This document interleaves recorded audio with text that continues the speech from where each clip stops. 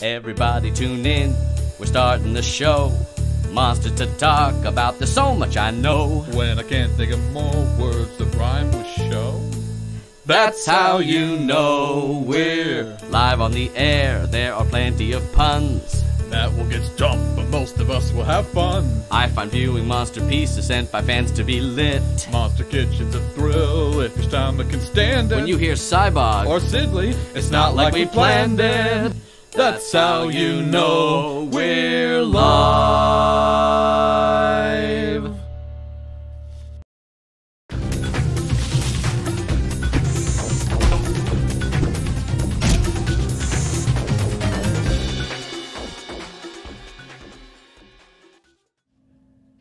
Happy Monstering! And welcome to today's episode of My Singing Monsters Live, your one-stop shop for everything My Singing Monsters. I am Monster Handler Matt.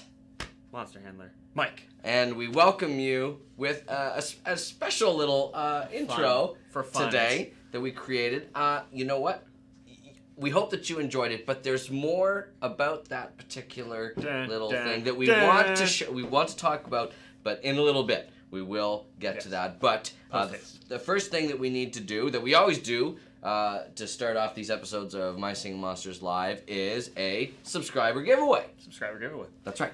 Yes. Among other things, and Michael, you're sort of like the expert on such things. Yes, I am the expert of the subscriber giveaway. You can take it from there. Yeah, so subscriber giveaway, how do you get entered in this? You just need to be a subscriber. How can you do that? Well, you can subscribe. Or, if you have That would make sense. Amazon Prime, that means you have a free Twitch Prime, Ooh. which means you can subscribe for free with that. You That's get nice. emojis for the chat and all that fun stuff. We got some Stump, we got some Furcorn, we got Gamut. And yeah, it's just all around fun. And of course, you get entered to win the subscriber giveaway. And what is today's subscriber giveaway, you might ask? Well, Galvana came out this week. That's right, the last of the Celestials to be revived, to be uncovered from the wreckage of Celestial Island. So, we knew it was coming, but it was still exciting anyways. we will be giving away a dormant Galvana. For our subscriber giveaway. Yes. Pretty good deal. Yes. Good deal, I have to say. Pretty good. And then, of course, the giveaway at the end, let's spoil it now, is going to be A revived Galvana? Galvana. Oh, man. Yes. So make sure that you enter. All you need to do in the chat is type !raffle, and you will be automatically entered into our random giveaway that happens every episode, and we'll be taking that up. I feel like this is a classroom. We'll be taking that up at the end of class and awarding a revived Galvana to a randomly selected person who's tuned into the stream Quite a cute today. one. Quite a cute one. Yes. So I do have this subscriber giveaway. Oh, great. And? Before we forget that, it is Har 239. Congratulations, Har 239. You are the winner of a dormant Galvana. Skips you a step. A nice diamond saving there, which is awfully good. And then my one last thing that I wanted to do, shout out. Yes. I had looked at this before we started. Yep. And I was already, it's a good thing I went back here. Because I was going to shout out our top 3 leaders on the cheerboard. Great. And it was Cubwax. But since I have looked away and come back, Pato and Toby's back on top, and Cubwax, and then Juan is Liddy. Also Well, thank you very much Thank you for for to our cheerers for cheering us. We appreciate the good cheer. We are heartwarmed by your support, and we couldn't do it without you. That's why we do this show, right? For you, the people. For you, the people, the community, Yes. the community, the loving community of My Singing Monsters. What do we hold call so it? Do we have like a fun name? You know what? You may remember from a couple episodes we were talking about the monster, like Monster Guardians or Monster Caretaker or something like that. Maybe did somebody come up with the name? I feel it like was a cool name, whatever Yeah. it was, and I thought it was remember. I was very fond of it in terms of how to refer to our community. Perhaps Monster Handler Sydney can look that up. She's in the chat today. Everyone say hi, Monster Handler Sydney, and I don't mean to give you work, Sydney. Yeah, I was gonna say, I'm sure she's do you like gonna that? be like, Do you like that "Woo!" segue? She's already hardworking as enough. She's one of the hardest working members of the My Singing Monsters Live team, tirelessly monitoring the chat. And we also have Monster Handler Eric behind the camera today. Everyone say hi, Eric. Hi, everybody. There he is. He sounds so enthused. And he's operating the camera today. So and you know what?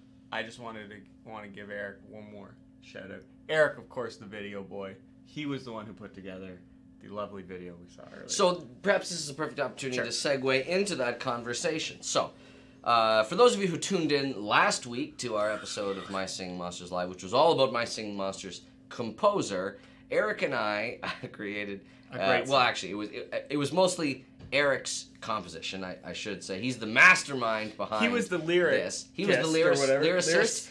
You know, it was a Elton John, Bernie Taupin sort of level collaboration here. So there was a lot of creative collaboration, a lot of give and take, a lot of back and forth. But we performed that song. But then you know what, we decided, okay, we want to extend the lifespan, the longevity of this particular creative project, and we wanted to involve the community in a big way. So what we have decided to do is that we're going to be launching a little contest. A contest? And this contest will be open to all members of the community. And what we are going to do is we are going to make available to the community a professionally recorded version. Not that live version that was last week. That you know what? Great version. We had lots great version. It was very raw. It was you know, it was like live theater, right? Yes. You never know what's going to happen. Anything can happen. So that one was sort of all over the place. So, but we went into the studio this week and we recorded. Some beats. That's right. We recorded a refined version, one that's a little cleaner, one that features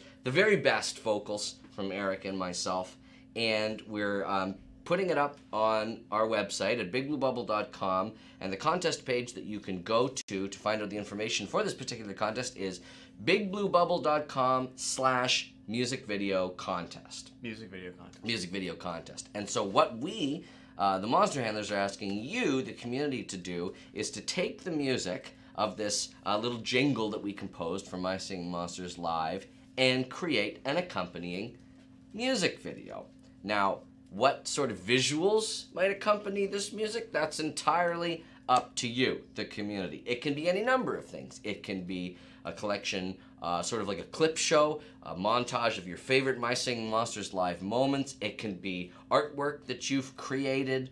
The possibilities are endless in terms of what sort of accompanying visuals you want to create, but we are going to be launching this music video contest that uses the My Singing Monsters Live jingle as musical jingle as the basis upon which the community can create their music. So Matt, the important part. Yes. What can I win? We will be awarding a top prize to our carefully Monster Handler selected winner of this music video contest with a prize of 1,000 diamonds. 1,000 diamonds for your My Singing Monsters account. So that's a nice little sort of carrot at the end of the tunnel. Nice mixed metaphor. Do you like that? There's a carrot. I have a question or two. There's a carrot in the tunnel. Yes, Eric. Do you have any questions about this? Firstly, I'd like to know, what if someone was interested in modifying or remixing the song as part of their video? That's great. Eric, I'm glad you asked. As part of this contest, you are entirely welcome to take the music track and edit it and modify it. You can prolong it. You can repeat certain sections if you want. Add to it. The only ask that we make, of course, is that you keep it clean, family-friendly, and appropriate in terms of the edits that you're making, but we didn't have to tell you that. The My Singing Monsters community is such a great place. They're so great. To exist in the first place. So feel free to use it as a jumping-off platform for some creative sort of modification that you can make. Do you have any other questions? Yeah, second question. Speaking of jumping off, yes. I think it's important to note that the opening that we made there, it was meant as an example. That was sort of our entry. Not that we're actually entering in the contest. Right, just a little sample entry. So thank you for. So we ask to not have that footage specifically used. That's a very good point. So great point. We threw together that footage as sort of a parody format of like an old sitcom from 80s, 90s? 80s, 90s sitcom. I hesitate to use the example, so I won't. Yes. But any of those, clips. I don't know. I'm trying to think. Like Full House. Does that have one of them?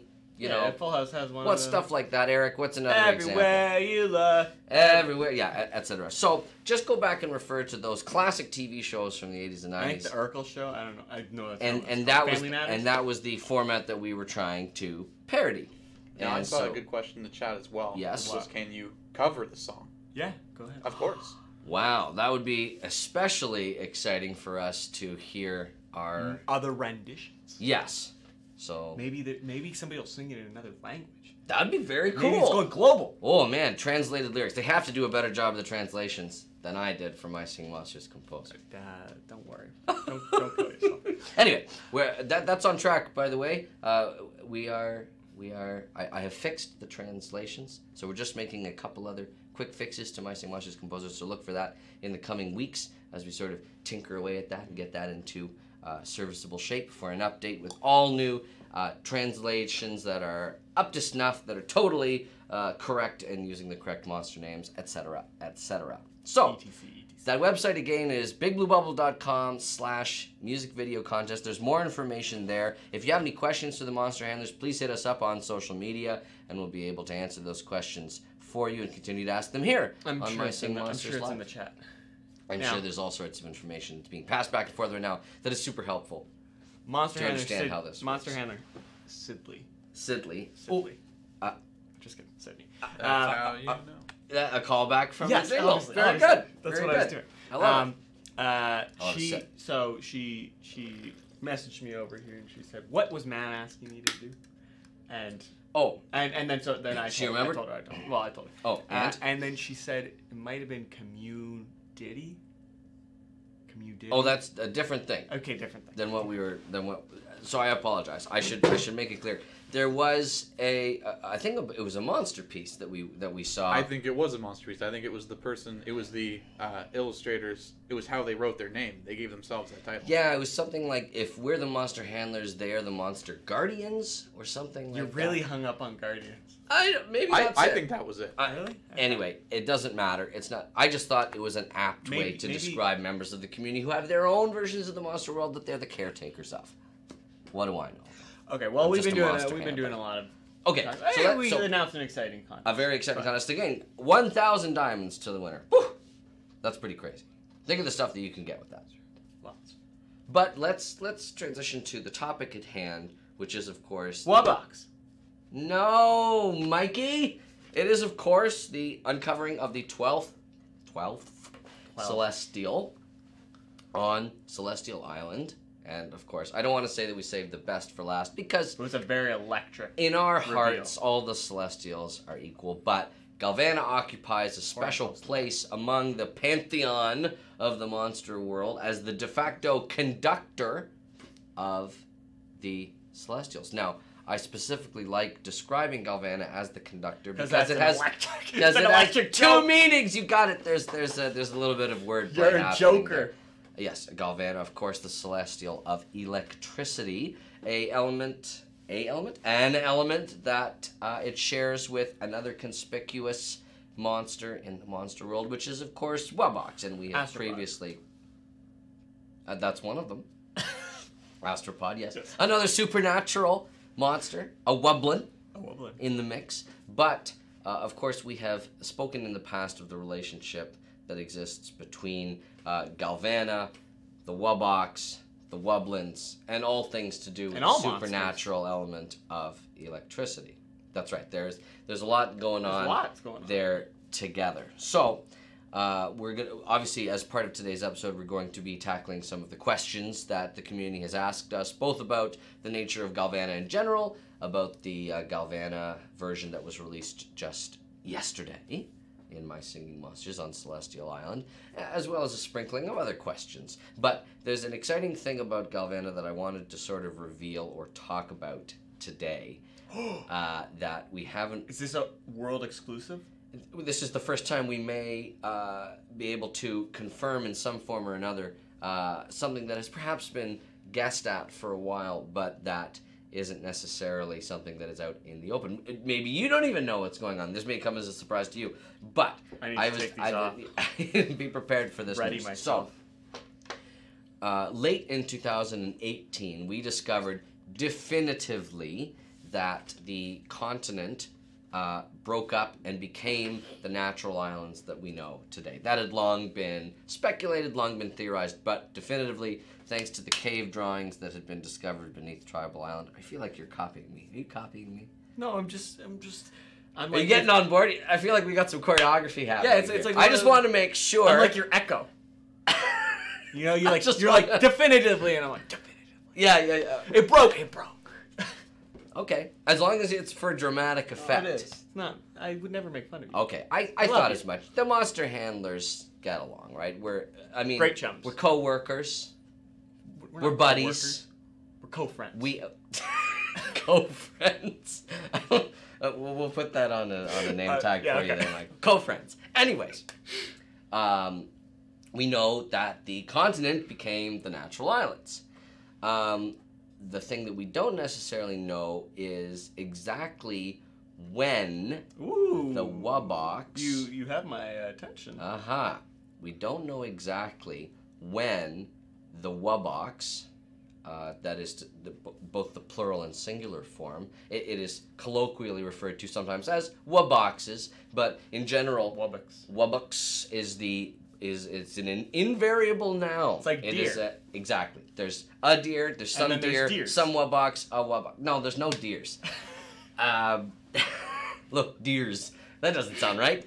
So, Wabox, an invariable noun. But, of course, we can say Waboxes when we're just sort of talking. Yeah. But anyway. I get what you're saying. The Wabox. Picking up, putting down. When we don't know the exact timeline that it was basically loaded in to the splintered off pieces of the continent until very recently. Now, you may recall that when the Wabox was first discovered deep in a vault underground, first on Plant Island, that the monsters did a sample analysis of the exterior of the box in its boxed form, in its powered down form. It was a collaborative effort among all the monsters, and it was a collaborative effort because they were able to discover trace elements of all known types of monster at the time, which was predominantly the natural monsters belonging to the elements of air, plant, cold, water, and earth. Those are the elemental lands, that's right. No fire. Those are the elemental lands, of course, of the continent itself. And so the sample analysis that they were able to do detected that there were different parts of monsters that were sort of like built into the Wabox itself. What they didn't know about that sample that they'd taken at the same time is that it also contained crucial information about the Wabox's origin and when it exactly came to be in the first place. So, don't ask me how. I recently got my hands on this sample. What did you do? I didn't do anything.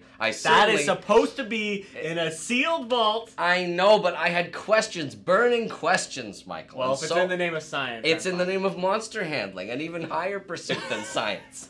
So, I took a closer look at the sample. And I did. You've heard of carbon dating? I was going to say, did you use mass spectrometry? No, I didn't. I did bubblerite dating instead of carbon dating. I did bubblerite dating, which sounds like a nice app. Bubblerite dating. That's a whole other thing. No, bubblerite dating on this sample, and I was able to pinpoint it back in time to, you may not believe this. I don't know. Taking place, springing into being at the exact time that the continent was breaking apart. The same moment? In the first place. So here's my theory. Based on the sequence of events that we know was taking place during the demise of the continent, the shattering, the splintering apart, it is my theory that the Celestials, maintaining something of a caring, overseeing the monster world below from their perch atop Starhenge, gazed down onto the world below, saw that a major cataclysm was taking place, a huge geological catastrophe was taking place, and here's what I think happened. Now, we know that as the Celestial of Electricity, Galvana had already, before the demise of the continent, expressed an interest in the creation of life. Kind of like Dr. Frankenstein. Very much so. Who also used electricity. And see, this is the thing about Dr. Frankenstein. Yes. Everyone thinks the monster's called Dr. Well, it's Frankenstein's monster, Exactly. right? But then you sort of just shorten that just to Frankenstein. Old Frankie. Well, Frankie. So the Celestials are gazing down. They're seeing the destruction of the continent. And Galvana had already sort of tried its hand at creation. Now, we don't know how far along the monster was at that point in terms of actually being able to create life or bring things to being. But we know that the special staff that the Galvana carries has something to do with harnessing the spark of life, that creative power that is inherent to electricity. So, here's my theory.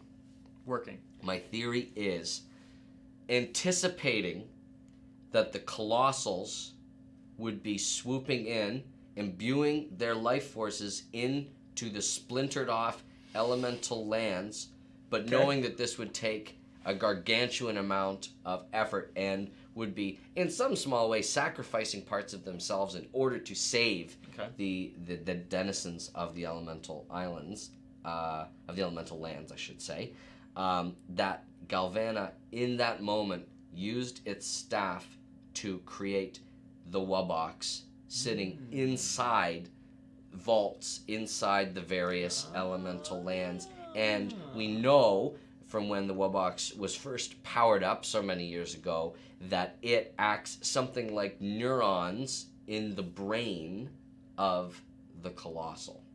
So there's something to do with the Wubbox and the life processes of the Colossal. So what I think Galvana was doing in that moment was adding sort of a fail-safe or some sort of measure to make sure that the health of the Colossals would be maintained as they entered their deep sleep after the exertion that they did in saving the elemental lands and turning them into the natural islands. My question. Here's your question. I'm ready. Digging up Yes.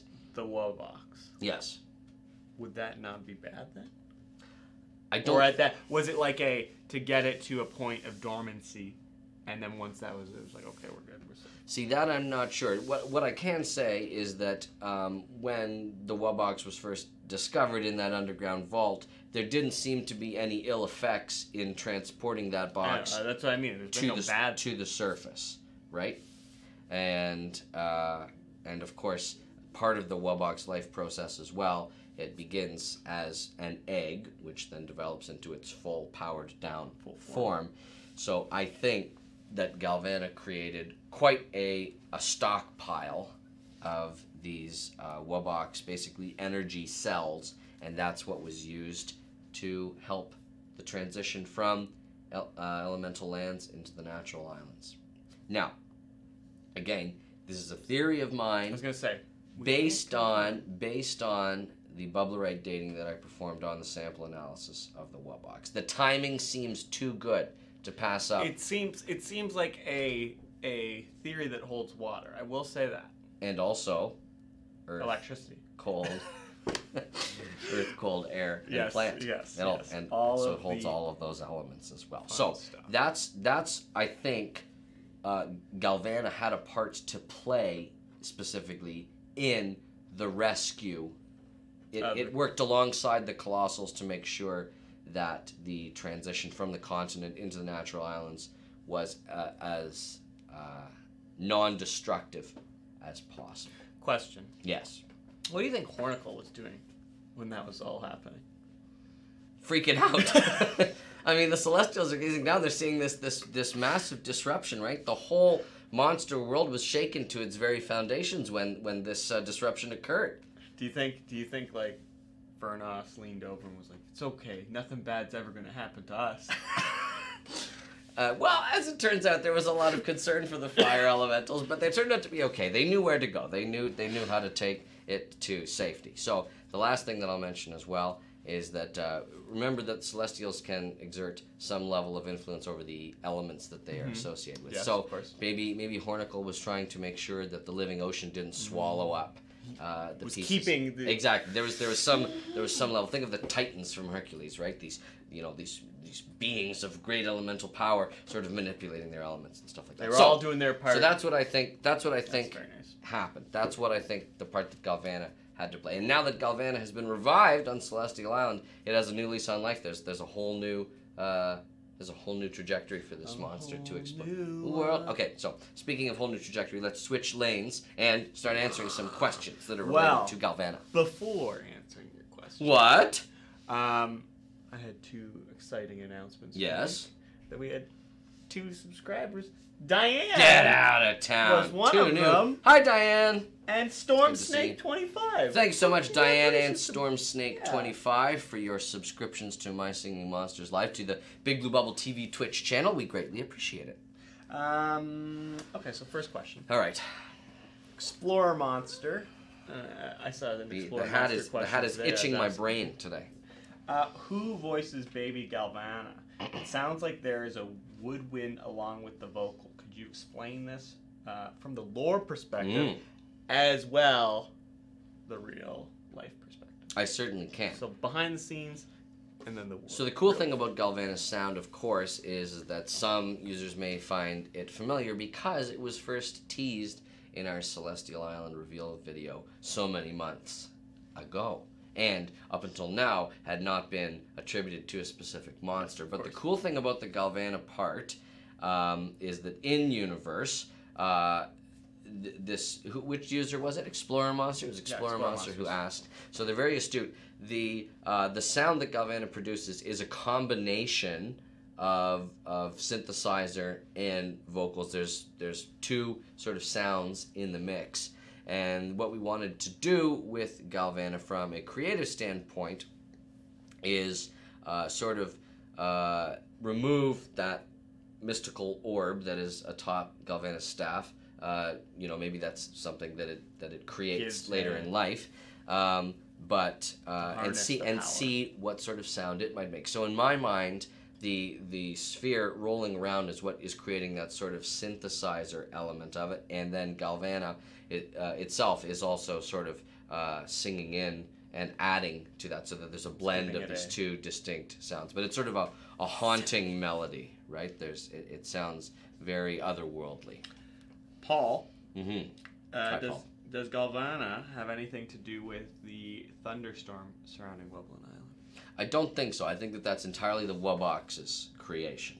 The Wobox being the creator of Woblin Island and its entire Woblin population. I think What? I'm just kidding. I knew that. Yeah, old news, Michael.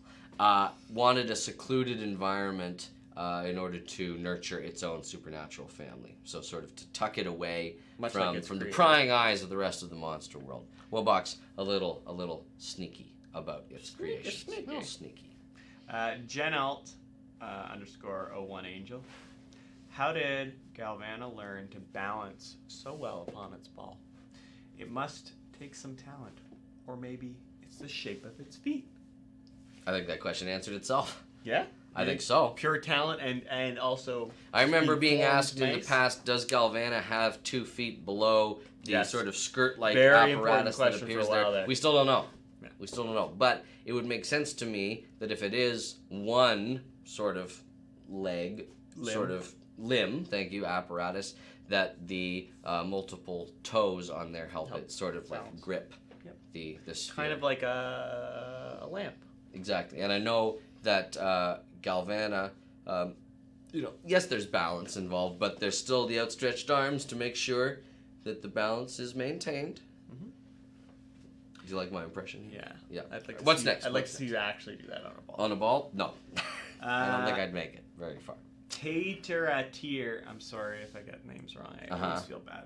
7755 at Big Blue Bubble TV. Where did Galvana get the staff it wields in Dawn of Fire? Did Blassoom give it a present, or did Galvana find it on their own? So, a very interesting theory that Blassoom is responsible for gifting that part of the staff to Galvana. It certainly does appear like it is a wooden staff. Appearances can be deceiving. It's my understanding that that staff was created by Galvana as part of its many cyclical lifespans, maturation process, to better harness the spark of life, the ability to harness creation. Ahmed MSMO, what exactly is Galvana's orb? Did Galvana create it? Do they use it to create monstrous life forms? Harkening back to... So sort of, yeah, we tackled some of this in the conversation earlier, but the orb itself, I think, is just, if we want to compare it for a second to something like an infinity stone, it is the compressed, consolidated manifestation of the power of creation via the spark of life. So I don't think Galvana created it. It's just something that is a part of Galvana's being. It's sort of there is no Galvana without the orb. There's no Matt without the heart. Yes, that is true. If I didn't have my heart, I wouldn't. Crisco High, they asked this question. Yes. They asked, does the orb have any involvement in Galvana's song? And so then, yes, that's the synthesizer sound. Yes. Bonnie Cakes, are the Celestials like moms and or dads to the monsters of their elements? Do the other monsters know about the Celestials? So, like we were saying, Hornicle... Right. We've previously referred to the Celestials as guardians of their respective elements. They're sort of like avatars. I know guardians is my word of the day. Titans. Yeah, they are an even older and more arcane form of the physical elemental manifestation than, say, a single element monster like a mammoth or like a potbelly. There's something more grandiose about things. Something that harkens back to the dawn of time. Something that's very yes, the dawn of fire. Something very primordial about the Celestials. And what was the second part? Do monsters know about the Celestials? I think they... Well, certainly know during something. the era of Dawn of Fire, there was an awareness that there was something going on up there. I think that Starhenge was visible in the sky. What specifically was going on up there? You have to imagine that at some point, keen-eyed monsters, perhaps the Thrumbles, who I believe were the astronomers of the era, who named the constellation because of their long, stretchy necks, gazed up and saw some activity up on Starhenge. So I think that there was an awareness of them. Whether or not they've actually met monster to monster is a different question. Well, even in the current world, there's still no... They are aware to a degree in that everyone witnessed the Starhenge, the downfall of Starhenge. That's right. So they know something. There's something going on. So there's sort of a peripheral understanding there. How did Galvana create Wubbox from Lego Bot 144? We kind of went over that. Yep. At least the theory. Using the orb, that is Galvana's power to harness that orb and the spark of life. Ooh, this is a very interesting question. Yes. L_sod. So they said Wubbox carves WB plus GB in nooks and crannies on Wublin Island. Nothing new there. But the interesting tidbit of this, which I thought was, does Wubbox know who Galvana is? I think Wubbox, having been created directly by Galvana, has sort of the name Galvana running through its head, sort of, right? Like it doesn't even... Something it can't stop. Yeah, it's like something that it doesn't specifically know what it is, but it knows part of it. But it knows that there's some connection there, right? Yes. So that is very interesting. Logan Peters 89. When Starhenge crashed into the unknown colossal, the Celestials were in statue-like states. The unknown colossal also resembles the Celestial statue-like state. So, is it possible that the colossal is also in a statue-like state, waiting to be revived? A fine theory. It's a Russian doll. It is. Not a Russian dog. A Woof. doll. Yes. Sort of a matryoshka sort of situation, right? I'm not entirely sure. It's a very fine theory. Certainly the petrified forms, the dormant states of the Celestials does look a lot like the heretofore unknown colossal that Starhenge crashed into. Not entirely sure. That's a very fine theory. In which case, it's interesting that the same sort of process can affect a colossal that can affect a Celestial. Huh. I have one more question. Okay. And then we'll go into... Trivia. Thank you. Thank you, Eric. Strimes tweets 49. What do Galvana and the other Celestials do for fun? What kind of games do they play? These are the questions I always love. So knowing more. Now that all the Celestials have been uncovered from the wreckage of Celestial Island, and the family reunion is complete, so to speak. I think that they partake in the same sorts of games that youngsters in the human population might do. Yeah. I could see them playing tag. I could see them forming little musical ensembles, sort of switching up who's in which group, and then having sort of mini singing competitions one with another, different, musical challenges, sing-offs, a battle of the bands, so to speak. So I could see them. They're very playful, right? Like in its youthful, revived state, they're not necessarily the old, wizened masters that they were during the era of Dawn of Fire. They have sort of a curiosity to them. They have a joie de vivre to them, and they're not quite as well versed in the control of their elements as they were back before their revival. Well, it be time for Stumping. It's time for me to. Was it last episode that I was doing so well? Did I get 100%? You got 100% because there was one question. Yeah. All right. So it's not. Okay. It's not you were doing. So all right. well. All right. So give me something. Give me something good. If you do have questions, it'd be great to let us know. Just make sure that you give the question and the answer all together in one, so that the wonderful monster handler Sydney can grab them and give them to us. And the other thing too, of course, if you're submitting them via a format other than Twitch, yes, make sure to use hashtag #MyStreamingMonster so we know to grab it and catch it and add it to the queue. All right, Michael, hit me. The one thing that I would love for this segment, Eric, can we get some Who Wants to Be a Millionaire lights installed? So it goes. Who wants to be a handler-naire? Okay. Monster-naire. Is that my first stump? Monster-naire went all right. no M, but... all right, you're making me nervous with all this delay. Bring it on. Yes, I think you're going to get this one. If you don't, I'm worried. All right, I will drink this nourishing water from the living ocean. Chris goes high. High goes Mike. How many monsters does the inventory in Galvana need?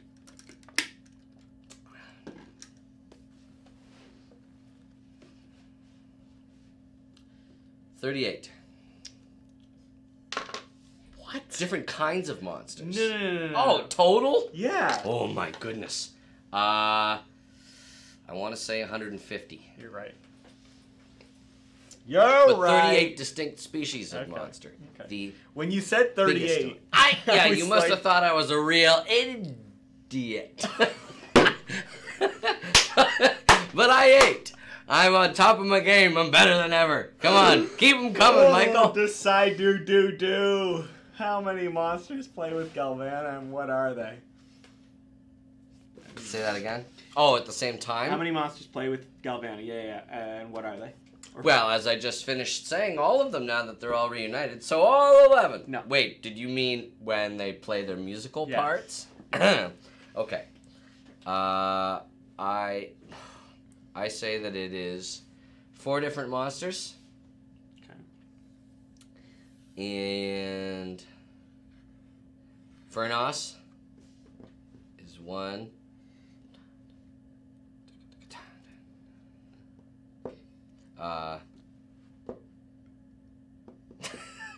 Furnos, Syncopite. Furnos, Syncopite. Doesn't sound like Blossom. Do I have 4 correct? Is 4 the correct number? No. Okay, then put me out of my misery You're now. Stumped. What is it? You were right. It was Furnace and it was Syncopite, but also we were looking for Ludwig, Vamp, of course, and Glacier. You were even doing the... I know. Part of my body, not my brain clearly, knew what the correct answer was, but okay. So that's 1 out of 2. All right, 50%. It's not bad. Logan Peters, 89. Which rare make sounds in MSM Composer that reference their common counterpart sound on Gold Island? You want that again? No. Okay. I know that one of them is Deej. But what is the other one? I feel like it's another percussive monster. Is it T-Rocks? It is. Did I get that one correct? 2 for 1. Or 2 for 2 for 1. I'm at 200%. Let me finish now. This is great. Okay. So, 2 for 3. De Bon Appetit. Uh-huh. Which colored keys are cracked on a rare quibble?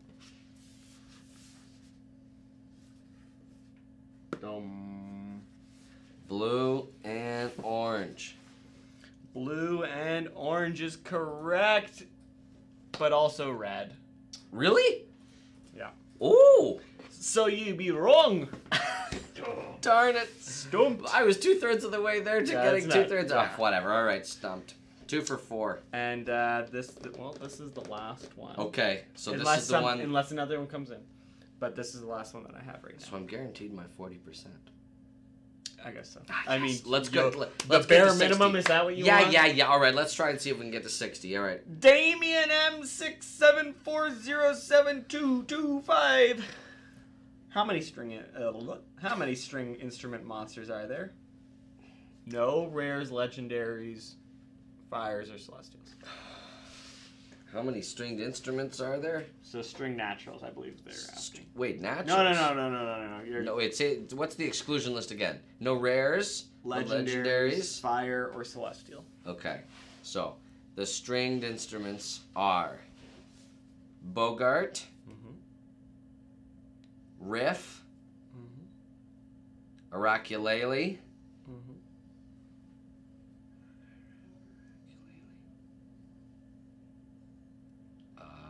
doing a quick check. Oh, I feel like there's one that I'm missing, but I'm going to say that that's it. Congratulations on the bare minimum. Right! Yes. Who am I missing? Fung, Prey, and Thwack. Oh, Thwack's a tricky one. Fung, Prey, you know what's funny? They are string instruments, but because they don't present as string instruments, my brain shut off. So that's a very Thwack is kind of stringy. That's one of my well, certainly, but it's like it's plucking of a bass string, right? So that's one of my favorite all-time trivia questions because it really I thought I had it. Congratulations, I thought I had it, and that really sent me for a loop. So you there you stumped go. the stumper. 40%. The stumpy. Stumpy. 40% though. Hey! Yeah, the bare minimum. I don't like the way you present that. Congratulations on passing. Yeah. Okay. In our you test. know what? Let's do something instead now. Let's that's have a little some bit fun. more fun. So what I've got here is part of today's activity. Eric, can you cue up the title card? Da-da-da-da! It is Constellation Consternation. And so, what I have done is I have taken some of the constellations from the night sky of Dawn of Fire, and I have removed all of the connecting lines to them. So now they are just appearing as dots. So, let's each take these. And the challenge is going to be, and we'll see which one the community likes, the challenge is going to be to create a new constellation now that we've uncovered all of the Celestials. Excuse me, stop trying to curry favor. Now that we've uncovered all the Celestials on Celestial Island and all, in both Big My Singing Monsters games. Big My Singing Monster games. Right, well, we've got a couple of smaller ones in the mix, right? Yeah. But in both of the Big My Singing Monsters games, all the Celestials are now in the mix and in play and that are here. I figured there's no better time than now to play this Constellation Consternation little activity. Would you like blue or orange? Maybe this is what I was thinking of when I was talking about Rare Quibble. No, I don't think so. But I was missing red. If I'd had red Yes. marker in my little bag, I would have been able to go. So, what I'd like you to do is let's make sure we have the correct order here. Okay. What should be done is maybe Eric can present one of them to the wonderful people, and then we can start with that one. Okay. Like which one? Well, what do you mean? He'll select one. Can't they, I believe they can see them. Oh, right. So, Eric, I don't know. I'm not sure if they were loaded. Oh, maybe they weren't. No, you know what? But we'll show you. So, here's what we'll do. I want the community to try and identify which constellation this is while we get started. So let us know. So what is the goal of it? So the goal is to create a new image, a new constellation by joining these together in a new creative way. Okay. So that it creates a new image. Obviously, we're very familiar with the way it already exists, or are we? And we're going to create a brand new image. So, get started. So, does the community know which constellation we're working on first here? Seems to be coming in as Ocean's Tears. It is Ocean's Tears. Very good. But we're going to be reimagining Ocean's Tears with some sort of brand new configuration. You've got 20 more seconds to finish your constellation. Oh my goodness.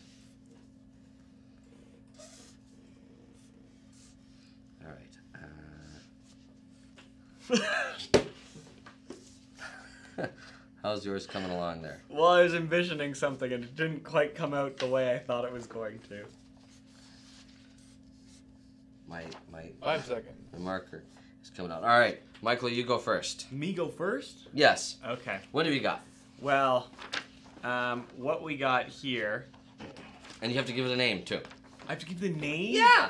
Okay. So Ocean's Tears. So what have you got there? What we got here is we got. Originally they were going to be eyes. Okay. And so they're going to be called ICU. That's the name of it. That's the name of the constellation. It's called ICU. Okay. And this is the one eye, and there's the other eye. And then what's happening up on top? That's its eyebrows going. Huh? Oh, very good. Actually, we're renaming this one. It's called Home Improvement. Okay, very good. Okay, and here's mine. And I have named this one a verdant germination. And I see what it is, and what I'm trying to evoke here, especially here on this side, is sort of like a bud growing out of the ground. Here's another sort of perhaps curled tendril, and what's happening down below here is sort of a representation of the root system. So, sort of like growing green, the existing plant element constellation, but with a different sort of flair, a different part of plant being depicted. I already got my next one. All right, so get started on your next one. So, you want to show what it is? Yes, first? so this next one, community, let me know which one it is. And off we go.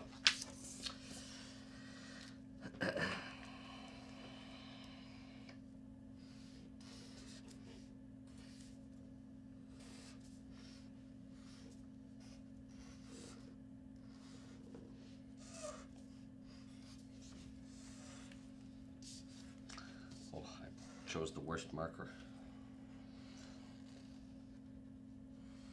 10 seconds. Are you going to present first?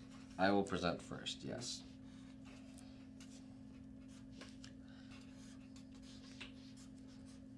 Oops, I messed it up. I'm technically up. We'll be 5 more seconds to wrap up. I'm done. All right. Well, something terrible happened here at the end, but you'll have to forgive me what's happening at the bottom because many lines are being connected. But what I'm going for here is that this is a constellation of everybody's favorite decoration, the fire bush, which produces, when consumed, eye-watering flatulence. So that's what this constellation is called: eye-watering flatulence. Okay.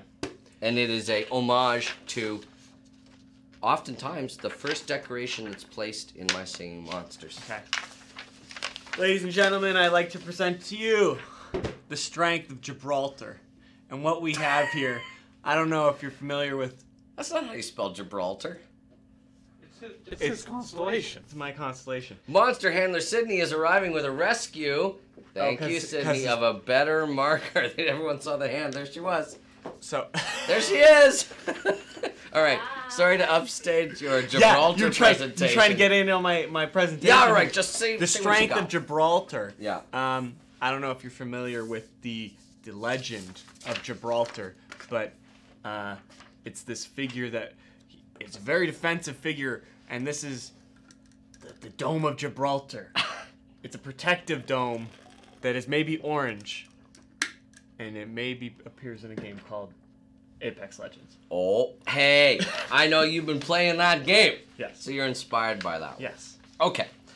Well, we are interested in the community continuing this trend, and we'd like to see any sort of creativity that you might be willing to share with us in reimagining what some of the existing constellations might look like if you were to take out the connecting lines and re-envision them. So, as a community challenge to you, we'd love to see some reimagined constellation consternations.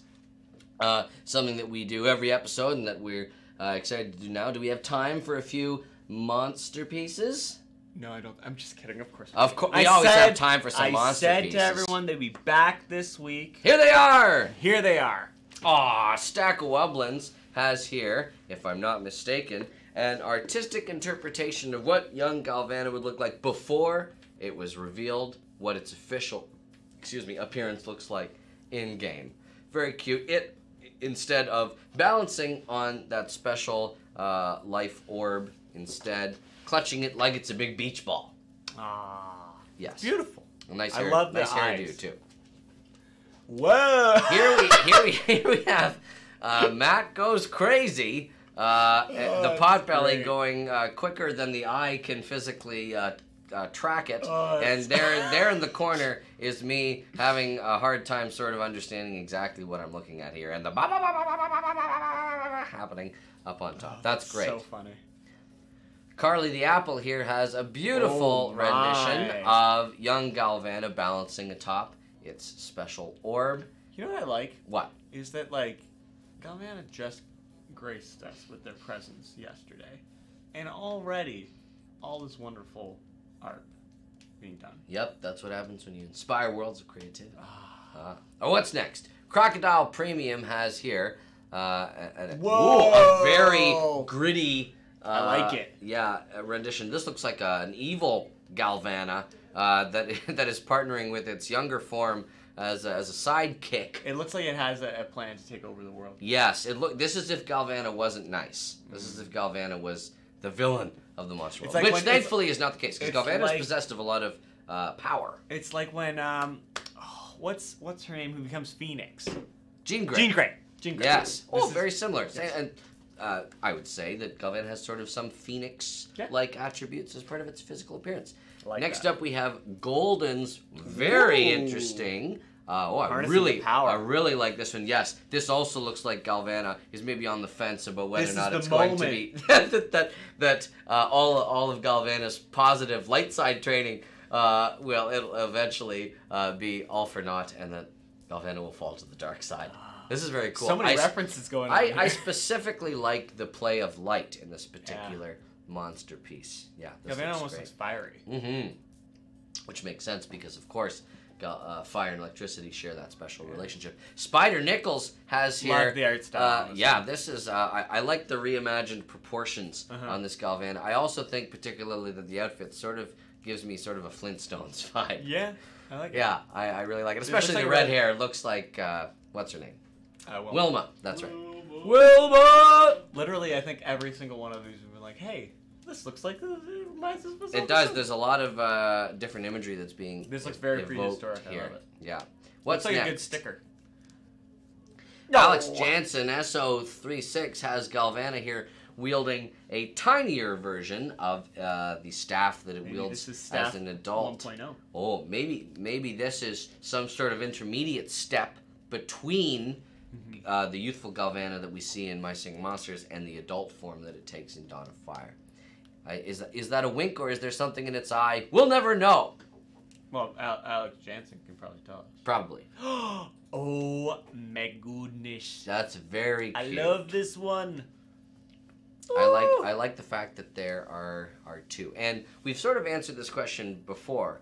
I think one of the things that Celestials can do is sort of project their physical appearance multiple times. So, of course, that's why you can have multiple versions of the Celestials on your Celestial Island. So I think that that's maybe what's happening here. Perhaps Galvana has sort of copied itself and is its own playmate. That's sort of cool. It's like Mirage. That's like a cool power.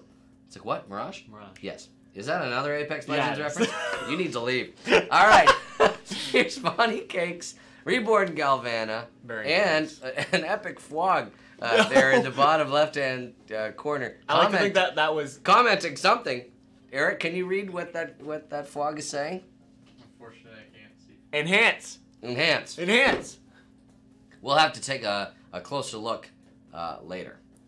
But you know what I like to think? I like to think this is one of the things that Galvana, young Galvana, likes to spend their time doing. It's just drawing. It's like sidewalk art.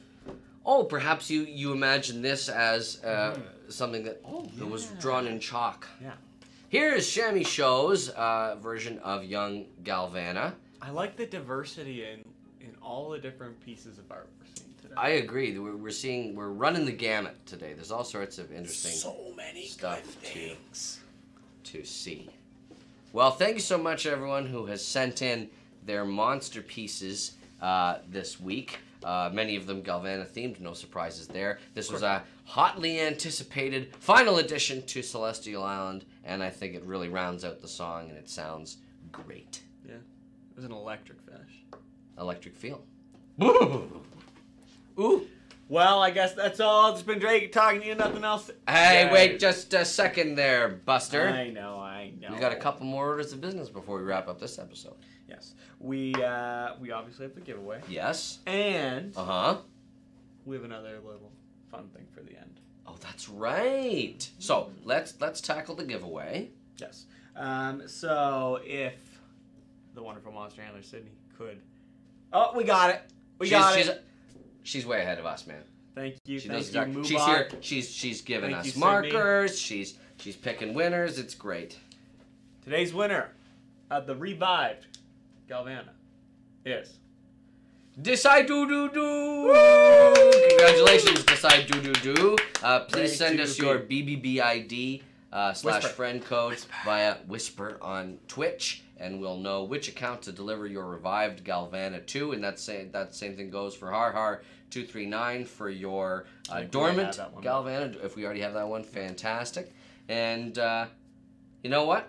I think that we learned a lot today here on the episode. We threw out some exciting theories. Perhaps this will stimulate the creativity of the community into thinking of even more theories about the interrelationships between all members of the supernatural family. It's a very special family of monsters, among my favorites. Nice. They're very cool. So, before we sign off and say happy monstering, as we always do on My Singing Monsters Live, we have something very special to share with you. What? I think we're going to sign off and then we'll... That's what I'm... Okay. Oh, sorry. Yes, we'll say that. Yeah. And I just wanted to give sort of a little bit of a preamble. Yeah. So, we'll say happy monstering. And then after we say happy monstering, we want you to watch a video that, again, our video boy, Eric, created. Number one video because boy. Big Blue Bubble, this year, it turned 15. Can you believe that? 15 years old. 15. Can almost get a driver's license. A huge accomplishment for our studio and for all the hardworking people who call Big Blue Bubble home. So we wanted to leave you with the video that had been created. If you want to watch it again, make sure that you go over and like and subscribe to our Big Blue Bubble channel, which is different than our My Singing Monster channel. You can get there by going to youtube.com/bigbluebubble, and the video will be there for you to view. But one last thing. To say, as we always say, happy monstering. What's it like starting your own game studio? Well, it's quite easy. Just gather the documents you need. We'll get some people that know how to do stuff right, and start making a game.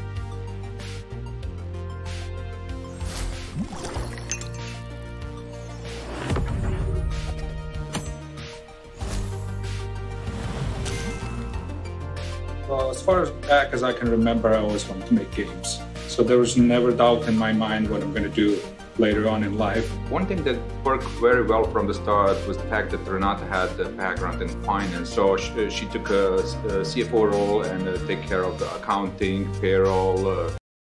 What's it like starting your own game studio?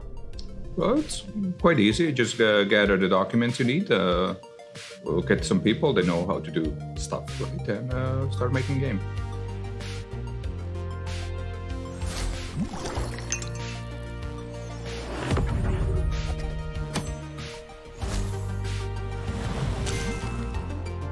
Well, as far back as I can remember, I always wanted to make games. So there was never doubt in my mind what I'm going to do later on in life. One thing that worked very well from the start was the fact that Renata had a background in finance. So she took a CFO role and take care of the accounting, payroll, even HR. So that allowed me to focus 100% on the games itself. It was easy for me to make a decision to support him in his vision, what Big Blue Bubble one day could be. It was a little bit challenging at the same time, because at the time that we made a decision to start a company, we were also expecting our first child. As a parent, you want to provide stability to your child. However, having a child also gave us strength. It gave us push and additional motivation. It's obviously tough, but exciting at the same time, right? No sleep for the first couple of months, chasing your first contract, making sure the first game is the best one ever, and end up probably not being what you expected in the end. Trying to get the best people that will work with you, that will share your vision. For the first employees that came in, they knew that we were going to be making video games. I think they were excited to be in right from the start. They knew they were starting with Dom and myself. We both had experience in the video game industry, so we sort of knew the ropes and what you needed to do and not do. So I think that that was probably comforting as well. But really, we're just very genuine with each other, and I think that worked. Everyone's doing almost everything, right? There is not that much specialization on what kind of task you're going to take on. Game development cycles were very short, because first games that were feature phones, mobile games, so most of the games will be done in roughly 3 months time span. A lot of titles we developed at that time, even as a relatively small group. I think first year we ended up with about 12, 13 people all together, but we already have 3 or 4 games behind us. I think the most exciting moments would be when you get email back when publisher accepted your proposal for the new game. That was definitely the highlight of every day. And just getting to work every morning and checking your email, seeing, okay, what happened? You know, would I like to have work on this project with us or not? Also, sometimes we will do almost irrational decision and accept almost every deal we could, because it was not easy to get a publishing deal in place. So I think at one point we accepted in 3 or 4 months, we're going to port 20-something games from one platform to another. That didn't even seem possible for the amount of stuff we had, but we actually did it, and it streamlined the whole process, and it worked in the end. But if I have to reevaluate this kind of business opportunity today, I would never take on something like that. I've been around long enough to see when Big Blue Bubble was under 10 people to now where it is today. So it's been a pleasure to watch the growth over the years. The major shifts that we've seen in the company have been all tied to big success in a specific game that started with Jewel Quest, Home Sweet Home, Burn the Rope, and of course My City Monsters. We still have a very close-knit group of people here that really like working well together. Most of my employees, if you ask them what's the #1 thing about working at Big Blue Bubble, it tends to be about the people that are around them and just that whole experience of sharing their joy with someone else. Our goal was to give them an environment that they can enjoy working and coming to work every day. With this move, we wanted to do something bigger, like to do a big overhaul. So this new location has new infrastructure, new technology. We have sound studio, we have big open space, and the whole company is at one floor. It felt good to give that to our employees, because we have an amazing group of people here, and they put so much passion and dedication in creating games, and it shows in the quality of our games. Yeah, even 15 years ago, I had a vision of the company more or less as it is today. Obviously not identical, but in terms of success, that's what was been in my mind for a very long time. Company's been successful because of amazing pool of talent that we have here. The next thing will be probably amount of innovation we're putting in our titles. We are trying not to follow, but really lead in a lot of areas. If you look at our history, we work on 20-something platforms in 15 years. So we really try to gain experience in every possible aspect of game development to help us create better and better titles. Happy anniversary. Happy anniversary. Happy anniversary. Happy anniversary. Happy anniversary. Happy anniversary. Happy anniversary. Happy anniversary. Happy 15th anniversary. Happy anniversary. Happy anniversary. Happy anniversary. And do another 15 years.